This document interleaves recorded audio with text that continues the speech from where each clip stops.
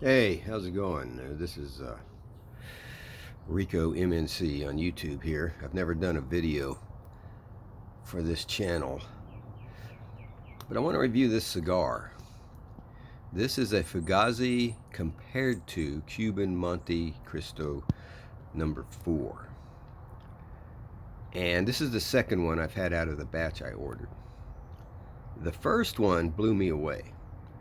Uh, the construction, the color, the triple cap, the aroma, the way it lit, the way it burned, the flavor profile was spot on. And I've had quite a bit of experience with the real deal Cuban Montecristo number 4s. They're one of my favorite cigars ever.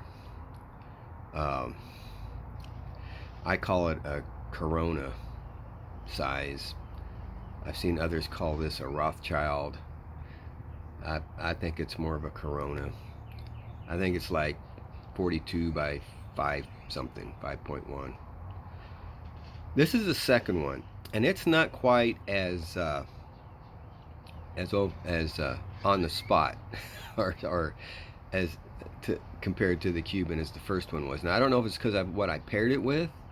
The other one I smoked in the evening with a really sweet chocolatey dessert and a little bit of whiskey, and that's normally what I smoke these with, or the real ones with, and then finished off with some throat coat tea, which if you've never tried a Monty number 4, the real one, with a sweetened throat coat tea, maybe with a little bit of bourbon in it, try that.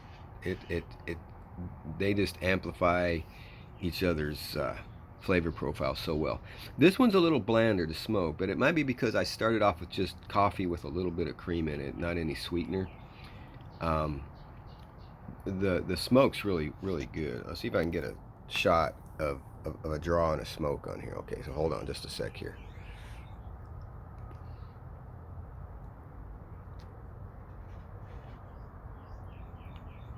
See the way that smoke just kind of hangs there a little bit? And there's a little bit of breeze here. And that's just a draw after it's been sitting here for a while. And it's got that thickness, texture, and consistency that I love about the real Havanas. But the flavor's a little bland on this one. I'm not getting all the sweet little spicy, vanilla, sweet herbal spicy, hints of cocoa, hints of vanilla that I normally get out of the real deal. The first one I smoked did. The first one was spot on. I was just perplexed because I'm one of the guys that has really drank the Cuban Kool-Aid.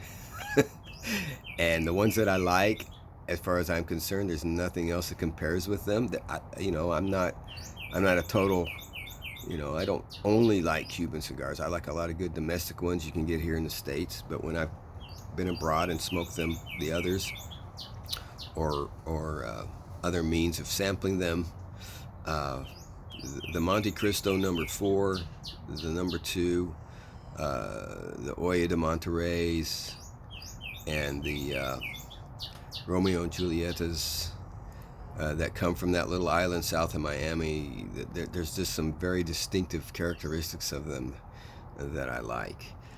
Notice the dark burn around the edge there, and notice the black spotting in the ash.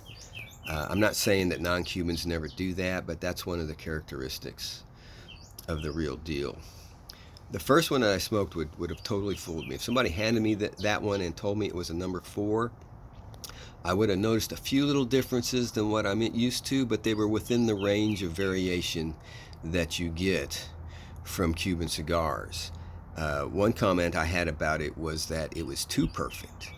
The sheen on the wrapper and the condition of the wrapper was just too perfect. The real deal generally consistently have little minor rustic flaws that I think give them character. So anyway, this is the second one, and I'm going to finish it. It's good, but it's not quite as good as the first one. So the only drawback to these that I've found so far is that they may not be consistent from stick to stick. But for $3 a piece, this is still a solid cigar.